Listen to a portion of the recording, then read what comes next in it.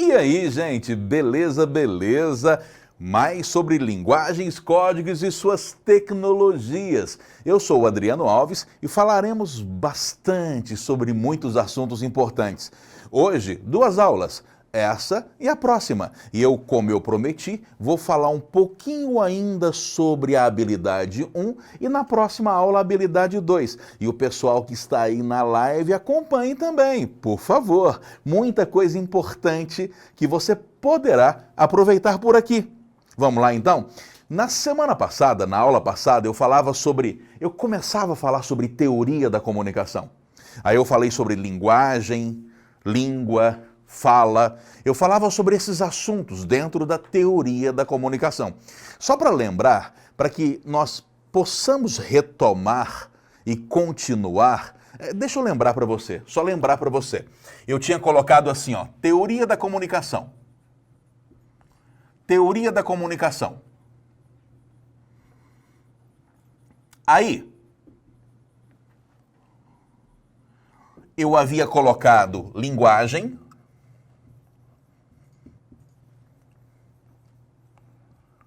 língua e fala. E eu aproveitei esse conteúdo para poder ficar falando com você sobre, por exemplo, a habilidade 1. Sobre a habilidade 1. Eu falei que linguagem é a comunicação em sentido geral. Língua é a comunicação em sentido social. Língua é a mesma coisa que código. A língua é aquele construto, é uma construção social que se vai fazendo de geração para geração. Língua é a mesma coisa que código. E a fala é a linguagem em sentido pessoal, em sentido individual. Eu havia dito para você que fala é a mesma coisa que discurso, que é a mesma coisa que voz. A voz do sujeito é a fala do sujeito. Beleza ou não? Eu até havia feito um diagrama de Venn dessa maneira aqui, para que você entendesse isso. E eu usei esse conteúdo naquela oportunidade, na semana passada, para que pudéssemos falar a respeito da habilidade 1. Hoje nós vamos nos preparar para que possamos falar um pouco sobre a habilidade 2, mas por enquanto, eu sou obrigado a continuar esse conteúdo e mostrando alguns encadeamentos. Por exemplo, a língua. Toda língua é um conjunto de códigos. E é importante entender isso. A língua, na verdade, é o próprio código. E a língua é um conjunto de signos. É um conjunto de signos. Eu vou até escrever isso para você. Toda língua é um conjunto de signos.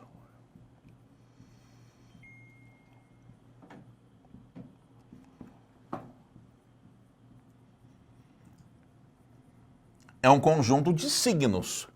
De certa forma, o signo é uma representação. É uma representação. No caso da língua portuguesa falada, por exemplo, cada palavra é um signo. Porque cada palavra é uma manifestação que traz um sentido. E eu sou obrigado a falar sobre isso porque eu tenho que lembrar o seguinte: o que é signo, afinal?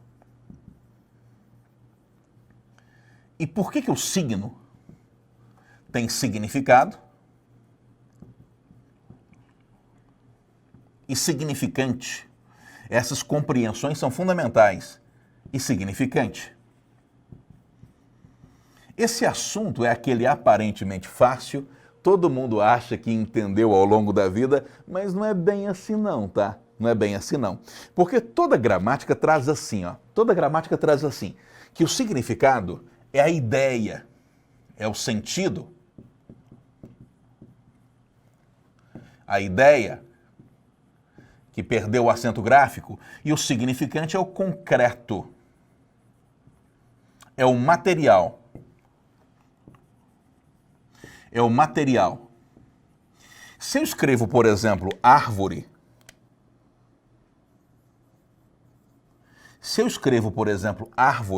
isso é um signo, é uma palavra. E, por favor, eu não estou falando da árvore, não confunda. Eu estou falando da palavra árvore. A aula não é de botânica, né? Eu não vou falar da árvore. Eu vou falar da palavra árvore. E quando eu falo da palavra árvore, a palavra árvore é um signo. É um signo porque nós nos comunicamos por meio dessa palavra. E é um signo porque remete a um significado. E o significado não existe em nenhum outro lugar que não seja a nossa cabeça. O significado só existe dentro da cabeça, só. Não existe fora da nossa cabeça, da nossa imaginação, do nosso pensamento. E é bastante importante pensar sobre isso. O significado só existe dentro da nossa cabeça. Agora, uma coisa muito louca, porque a ideia que eu faço de árvore é uma, a ideia que você faz de árvore é outra. Mas mesmo assim a comunicação acontece. Por isso que a comunicação nunca é perfeita. Porque se você está entre 10 pessoas, cada uma dessas pessoas pensa a árvore de um jeito. Tem gente que é super urbana, que mal sabe a diferença entre uma árvore e um poste. Mas tem gente aí que já viveu na roça, já caiu da árvore, correu da vaca, subiu na árvore, quebrou o braço. Poxa, esse pessoal já tem uma relação mais próxima da árvore. Se o sujeito é botânico, então, puxa vida, e sabe de angiospermas, de gimnospermas, tem uma outra ideia do que seja uma árvore. Veja como que a palavra árvore é um signo. É uma representação. É um signo.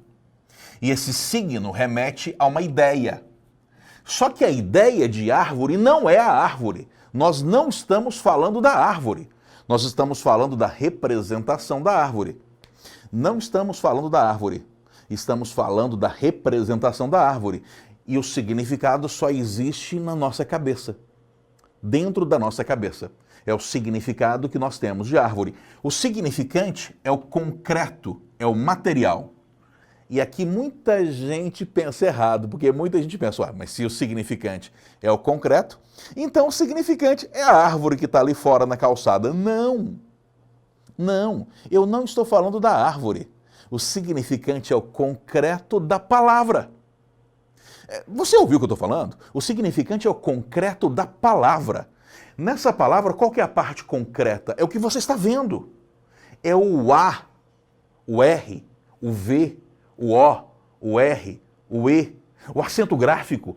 É isso que é significante no caso da palavra escrita. É o que você está vendo. É a grafia, é o visual. Nós não estamos falando da árvore, estamos falando da palavra árvore. Então, o significante pode ser a grafia.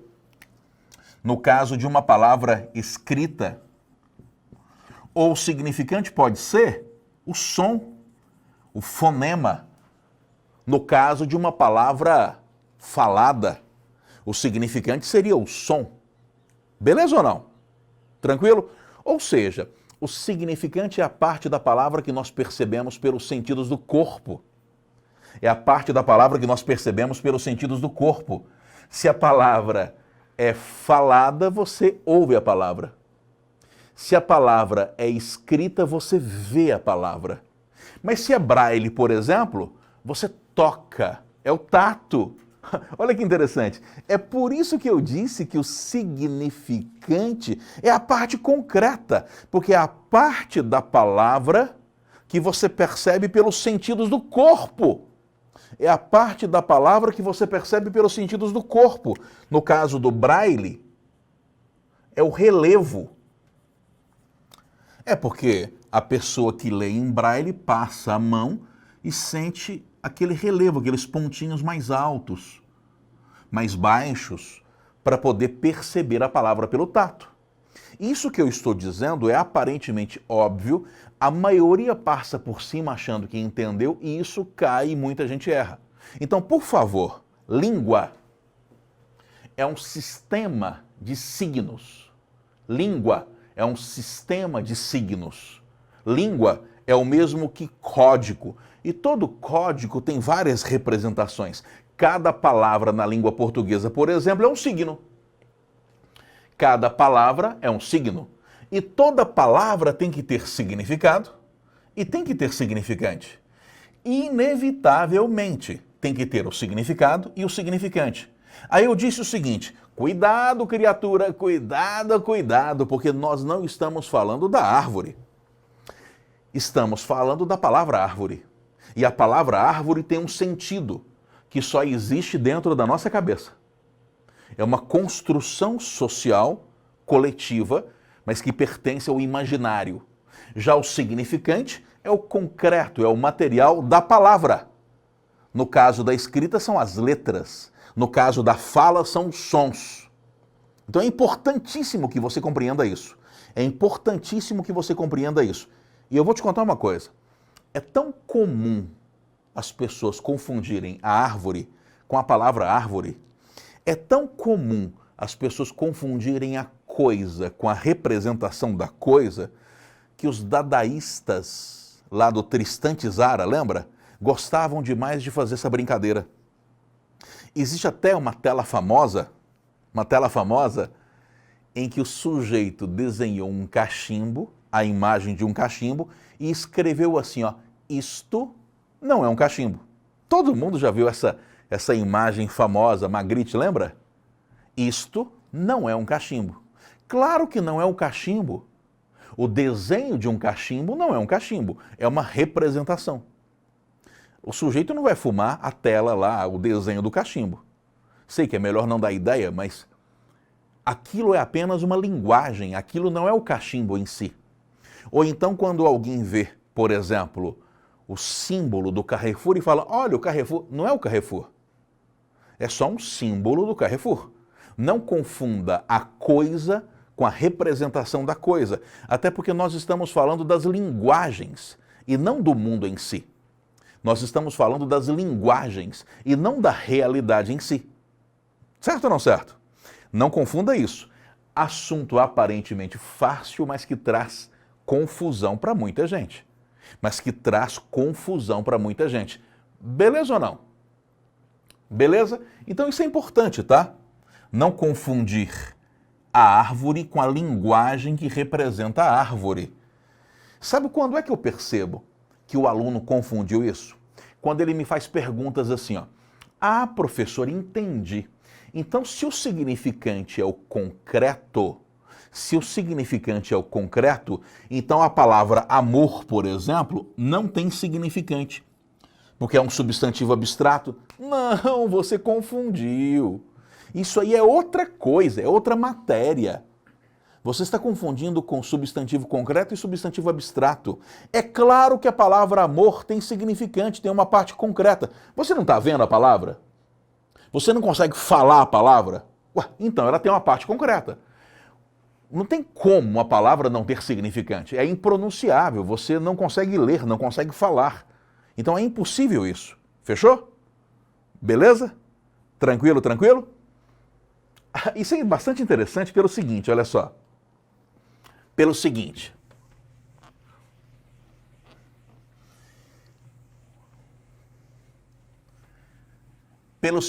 É claro que quando você vê isso aqui, muito mal feito, claro, mas alguém fala, ah, é uma árvore que você desenhou. Não, eu não desenhei uma árvore. Eu fiz uma representação. Isso aqui também é uma representação.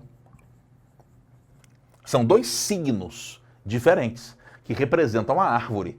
Só que aqui eu fiz uma representação imagética, por meio de imagem, uma representação não verbal, e aqui eu fiz uma representação verbal, usando palavras.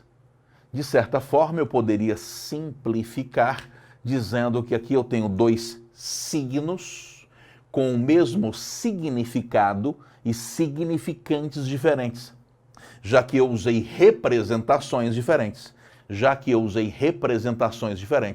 Então, cuidado com esse negócio, tá? Principalmente a partir do modernismo,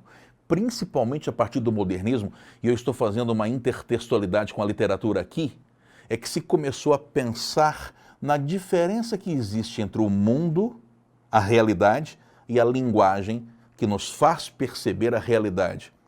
As vanguardas europeias, o dadaísmo, o surrealismo, trabalham muito com isso.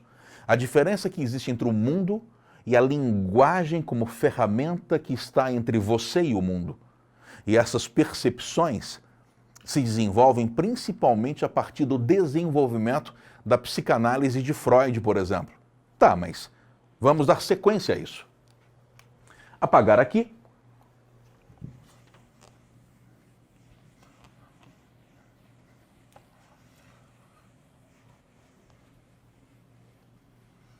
Olha só que importante. Eu disse para você que linguagem é a comunicação em sentido geral. Língua é a comunicação em sentido social. E fala é a comunicação em sentido pessoal, em sentido individual. A fala é pessoal e fala é a mesma coisa que discurso. Fala é a mesma coisa que voz. E aí eu sou obrigado a lembrar uma frase famosa do Foucault. Eu vou até apagar tudo aqui para nós entendermos isso bem.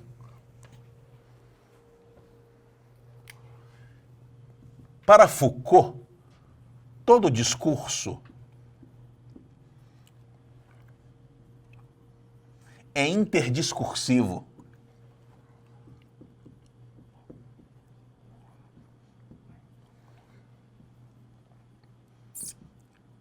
Quem fala isso é o Foucault. Vários linguistas também falam isso, vai. Porque o seu discurso é a sua voz. Só que o seu discurso, a sua voz, não é sozinha. A sua voz, o seu jeito de falar, traz dentro de si outras formas de falar. Outras formas de falar. O seu discurso, que é a sua voz, que é o seu jeito de falar,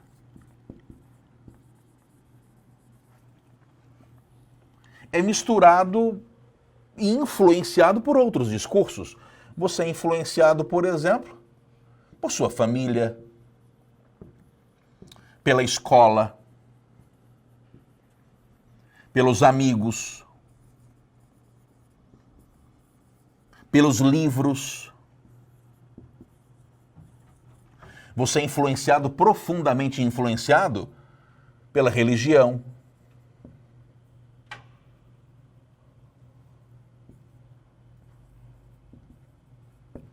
Pelos filmes a que você assiste, séries, e etc, etc. Na verdade, existe uma gama de situações que influenciam você. Ou seja, o seu discurso é seu. Mas todo discurso é um pluridiscurso. Agora, por exemplo, eu estou usando várias palavras. E não fui eu que inventei essas palavras. Essas palavras já existiam. Eu apenas estou usando essas palavras que já existiam. Eu apenas faço uso delas. Essas palavras eu fui buscar em livros, em conversas, em situações variadas. Não fui eu quem inventei as palavras que eu uso para falar. Ao falar, eu me mostro pluridiscursivo, porque eu sou influenciado por tudo isso. Mas a pergunta que fica é a seguinte: se o meu discurso é o meu jeito de falar, se o meu discurso é o meu jeito de falar, e preste atenção, criatura, porque isso que eu estou dizendo aqui já foi tema de redação do Enem e é um assunto extremamente relevante que sempre aparece. Se o meu discurso é o meu jeito de falar, como é que ele pode ser influenciado por tantos outros discursos? Ou melhor, como ser original nesse mundo que mistura discursos? Como ser original se o meu jeito de falar é tão influenciado por tantos outros discursos? Engraçado, né? Na verdade, o melhor jeito de ser original é você se deixar influenciar pelo maior número possível de discursos que você puder. Digerir esses discursos, internalizar, compará-los, tirar suas próprias conclusões. Isso será fundamental. Você misturar esses discursos todos e tirar suas próprias conclusões. Porque, interessante, muita gente fala que quem lê muito escreve bem, quem lê muito pensa bem. Nem sempre isso é verdadeiro, tá? Muitas vezes, a pessoa que lê muito só lê sobre a mesma coisa. Sabia que ler também pode ser uma fonte de emburrecimento, ler muito? Tem gente que fica mais burra porque lê muito. Quando é que ler é uma fonte de emburrecimento? Quando a pessoa só lê sobre o mesmo assunto. E quando a pessoa só lê os livros que concordam com ela. Você cresce absurdamente quando você lê quem discorda de você.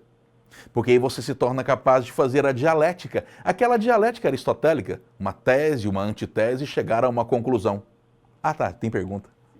Fernanda, Adriano, pode dizer que o discurso é baseado na bagagem cultural do falante? Sim, a Fernanda perguntou se o discurso é baseado na bagagem cultural do falante. Com certeza. E essa bagagem cultural associada também à sua bagagem linguística, evidentemente. Até porque a construção daquilo que nós somos, a construção da maneira como nós percebemos o mundo, tudo isso é arquivado em forma de linguagens. E nós falávamos muito sobre isso semana passada, quando eu falei das meninas lobo, eu falei do Kaspar Hauser, lembra? Tudo isso é importante demais.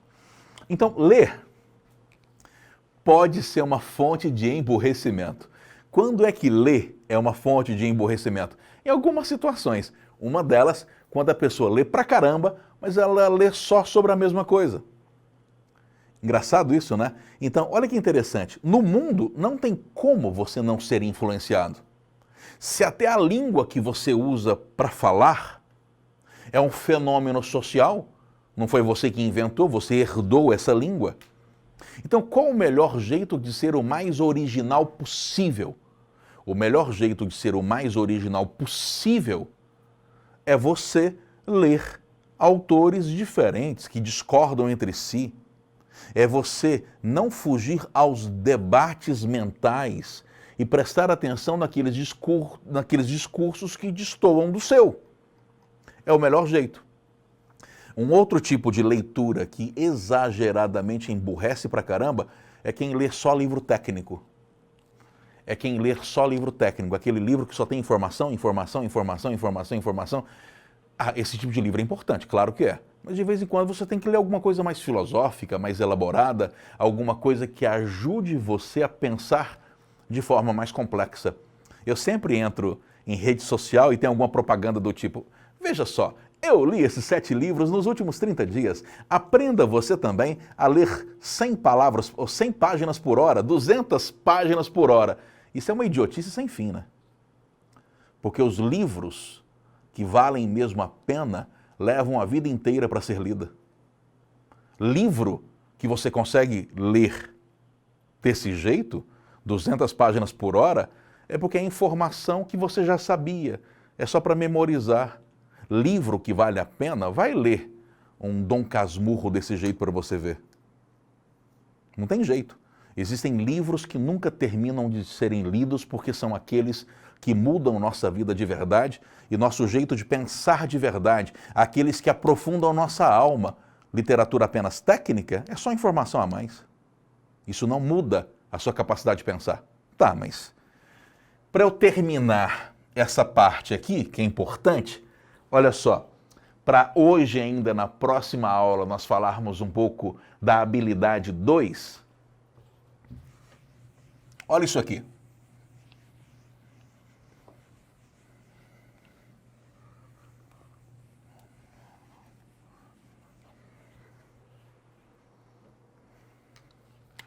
Fatores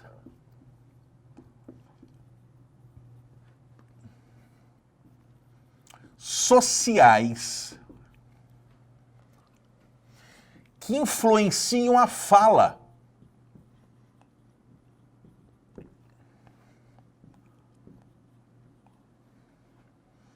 Em outro momento eu quero falar bastante sobre isso, principalmente para falar sobre variedades linguísticas. O Tales também vai falar um pouco sobre isso. Mas eu só vou agora falar um pouco a respeito desses fatores que influenciam a fala. Beleza? É o caso, por exemplo, da idade. A idade é, evidentemente, um fator social que influencia na fala. Já pensou a sua avó falando, ô velho, para? Isso, assim, você vai sentir que aconteceu uma interdiscursividade, já que a sociedade tem um estereótipo de que avós não falam assim. Professor, mas isso não é preconceito? Claro que é. A construção linguística também constrói seus padrões e, com certeza, os seus preconceitos. A sociedade entende que cada idade fala de um jeito. Engraçado, você se lembra da Dercy Gonçalves? Uma senhora com 100 anos que aparecia no Faustão para falar palavrão e todo mundo morria de rir. Se você for parar para pensar, o que ela dizia não era engraçado. Não era engraçado. As pessoas só riam porque encontravam naquilo uma tensão, encontravam naquilo um paradoxo.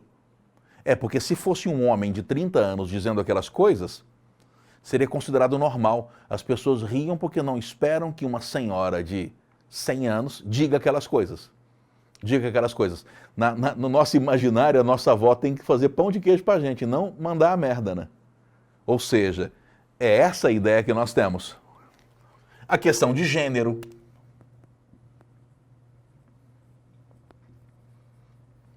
Que influencia demais também no jeito de falar. Toda sociedade constrói um padrão masculino de fala e um padrão feminino de fala. E isso que eu estou dizendo leva a preconceitos? Com certeza, mas toda sociedade tem o jeito masculino de falar e o jeito feminino. E eu não estou dizendo sobre que menino não pode usar essa palavra que é feio, não. Eu estou falando que esse jeito masculino e esse jeito feminino de falar, isso é construído inconscientemente e influencia até o ritmo da fala. Até o ritmo da fala. Por exemplo, normalmente, em línguas ocidentais, o homem, quando quer mostrar entusiasmo, acentua a sílaba tônica. Puxa, massa. A mulher, quando quer mostrar entusiasmo, alonga a sílaba tônica. Puxa, adorei. Foi maravilhoso. Veja como que existe um padrão masculino e um padrão feminino até no ritmo de falar. Claro que isso leva a preconceitos, é lógico, porque são padrões construídos inconscientemente. E é interessante, porque Freud sempre foi um cara mal interpretado. Quando ele dizia que crianças de 2 anos já aprendem sexualidade, né, ele era mal entendido. O povo achava que ele estava falando que criança de 2 anos faz sexo. Não, nada a ver. É que a criança com 1 ano, 2 anos, já começa a perceber que existe um padrão masculino e um padrão feminino, principalmente na sociedade da época dele, ali na virada do século XIX para o século XX. Certo? Beleza? Outra questão que influencia demais o seu jeito de falar. Religião. E quando eu falo religião, eu não me refiro a você frequentar uma religião. O Brasil, por exemplo, é um país culturalmente católico. Professor, mas eu sou da Igreja Batista. Mas culturalmente, a nossa formação linguística, a nossa formação social é católica. Nossa colonização foi católica. Você pode ser ateu, que de vez em quando escapole Nossa Senhora. Meu Deus do céu. A nossa formação cultural é profundamente católica. Então a religião influencia a nossa fala. E quando eu digo religião, eu não me refiro ao fato de você frequentar uma igreja ou de você acreditar. Eu me refiro à religião como ferramenta de construção social. Outra coisa que influencia, profissão.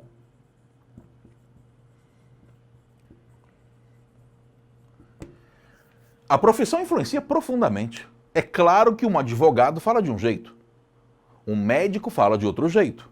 Tanto é verdade que existem os jargões, aquelas expressões que são próprias da profissão. No caso do universo jurídico, existe até um vocabulário bem peculiar e normalmente alguns profissionais do direito acabam, às vezes, usando termos difíceis demais com quem não é da área. E aí criou-se um termo para isso que é o juridiquês. É aquele sujeito que não consegue conversar sem usar os termos jurídicos. É o juridiquês. Por quê? Porque a profissão influencia. Mas um outro aspecto social que influencia é a situação. É porque você não pode falar do mesmo jeito o tempo todo. Tanto é verdade que hoje em dia na linguística está na moda uma expressão chamada guarda-roupa linguístico. Você tem que trocar o seu jeito de falar do mesmo jeito que você troca de roupa. Claro, às vezes as situações mais formais que existem uma linguagem mais formal. E existem situações menos formais que exigem uma linguagem menos formal. Claro, sem dúvida alguma. Óbvio que numa entrevista de emprego você não vai usar gíria, né? Você vai vestir um discurso mais formal. E no churrasco de família não adianta tentar falar difícil, que é feio do mesmo jeito, é inadequado do mesmo jeito. Tanto é verdade que hoje muita gente usa o termo adequação linguística. O seu jeito de falar está adequado à situação? Olha que questão legal que caiu na UFMG uma vez. Quando havia lá o vestibular da UFMG, apareceu um texto e no texto, não é, na escola, um menino virava-se para o outro e dizia: caro colega, por obséquio, pode me emprestar uma caneta? Sexto ano, o colega pedindo uma caneta emprestada desse jeito: caro colega, por obséquio, pode me emprestar uma caneta? Aí a questão era assim, a situação acima equivale a... Aí vinham as alternativas: usar terno e gravata no fórum. Letra A. Letra B. Usar bermuda na praia. Letra C. Usar terno e gravata na praia. Letra D. Usar bermuda no fórum. É, letra D, né? Letra C. Usar terno e gravata na praia. É se vestir de maneira formal para uma situação informal. É ser inadequado linguisticamente. É ser inadequado linguisticamente. Beleza? Pergunta? Nossa, me chamaram de gordo lá agora. Você sabe que no Google Earth eu estou aparecendo agora como rótula, né?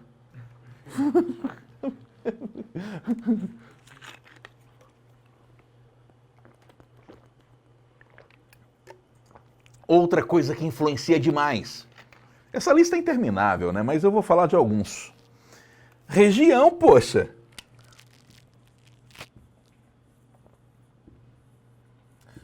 E falar de região agora é legal, porque tem gente aí de vários lugares, né? Falar de região é bem legal. Região. Cada região tem um jeito de falar e cada região fala de um determinado jeito por uma determinada razão. Por exemplo, essa palavra aqui, ó. Você acha que essa palavra, ao longo do Brasil, é pronunciada de quantas maneiras? O pessoal tá chutando aí? Ainda não, né? De quantas maneiras essa palavra é pronunciada no Brasil? Aí existe o porta, claro. Porta. Existe o porta. Porta. Colocaram 3 aí? 4, 3. Tá, existe o porta aqui de Goiás. Existe o porta, que é bem típico do Nordeste, porta, que é diferente do porta do Rio. Existe o porta, São Paulo capital, muita gente fala assim, porta. No Sul também, em alguns lugares. Existe o poita, que é falado em alguns interiores, não vem, que você já ouviu poita, os poico. Já ou não já? Interior de alguns lugares, o poico, poita. E cada jeito de falar tem um porquê. Vou te dar um exemplo. Aqui em Goiás, esse porta, carne, de onde é que isso vem?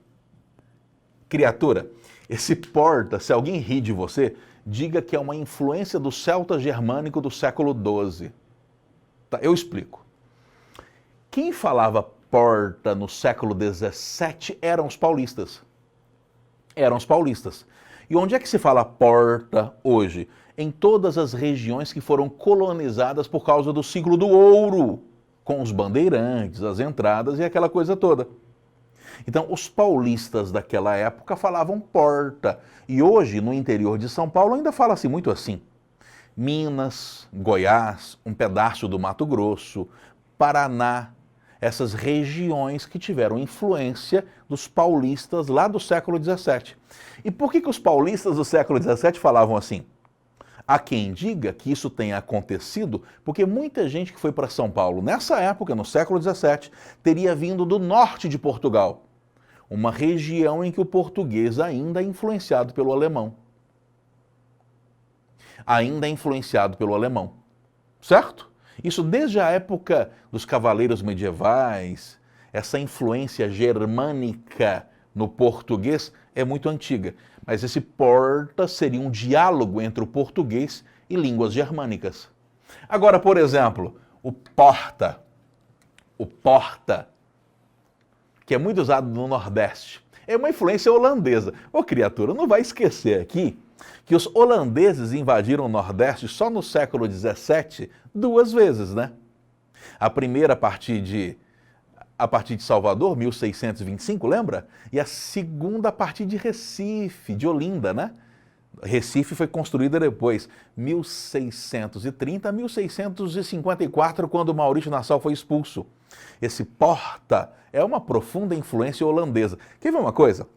Holandês não dá conta de falar já, Jé, Gi, Joju. Tanto com som de J quanto com som de G, né? Porque quando eu falo já, Jé, o Jé pode ser com G também. No lugar de falar já, Jé, Gi, Joju, é muito comum que o holandês coloque X ou Z, por exemplo. Às vezes até S. Aí o que aconteceu com a Virgem Maria? Virou Vixe Maria. Vixe. Ô, gente, para. Oxente, oxi. Você conhece alguém que fala, no lugar de falar registro, fala registro? Puxa, influência holandesa. Já, por exemplo, o porta do carioca que é mais aberto é influência do português de Lisboa, né? Aí já é o português de Lisboa. Não vai esquecer, criatura, que em 1808 chegou aqui a família real com mais 12 mil, 15 mil nobres, que impactaram profundamente o jeito de falar lá no Rio. O Rio era uma cidade com menos de 100 mil habitantes e de repente chegam 15 mil novos moradores. Isso impactou profundamente o jeito de falar no Rio. E São Paulo? Esse porta, influência italiana, né? Italiana. Onde é que se fala porta? Nas regiões que tiveram bastante influência italiana. Os bairros mais italianos de São Paulo, Brás, Bexiga, Barra Funda. Certo? E também no sul, nas regiões mais influenciadas por italianos. Claro, nas regiões mais influenciadas por italianos. E agora, e o poeta? E o poeta? Deixa eu te contar um negócio. No Brasil, o português não era a língua mais falada até o século XVIII. A língua mais falada no Brasil até o século XVIII era o Iengaçu, ou Iengatu, que o pessoal da história prefere chamar de língua geral do Brasil. De língua geral do Brasil. Pergunta? Não? Iengaçu ou Iengatu, a chamada língua geral do Brasil, que era uma mistura entre o português e o tupi. Normalmente era o português misturado à fonética do tupi-guarani. E o índio, naquela época, quando era catequizado, aquela coisa toda, não dava conta de falar o som de LH. Não dava conta de falar LH, de jeito nenhum. No lugar do LH apareceu principalmente o som de I. Assim como no lugar do R, em muitas palavras apareceu o I. Aí ficou poico, poita, palhaço, trabalhar. Isso tudo influência de línguas indígenas. Então, onde é que se fala vou trabalhar? Os poico? No interior. Regiões em que essa influência indígena se deu de forma muito mais clara. Adriano, então, quer dizer que o português não era a língua mais falada no Brasil até o século XVIII? Não. Tanto é verdade que você já estudou na aula de história que o Marquês de Pombal proibiu que essa língua geral fosse falada e obrigou todo mundo a ensinar só o português. Só o português. Certo? É por isso que o português do Brasil é tão diferente do português de Portugal. É uma região, é uma das explicações para isso. Porque, de certa forma, o português só foi imposto como língua oficial mesmo no final do século XVIII. No final do século XVIII. Beleza? Tranquilo? Então são vários fatores que influenciam no jeito de falar, sem dúvida alguma. Coloquei idade, gênero, religião, profissão, situação, região, mas quer ver uma coisa? Olha só.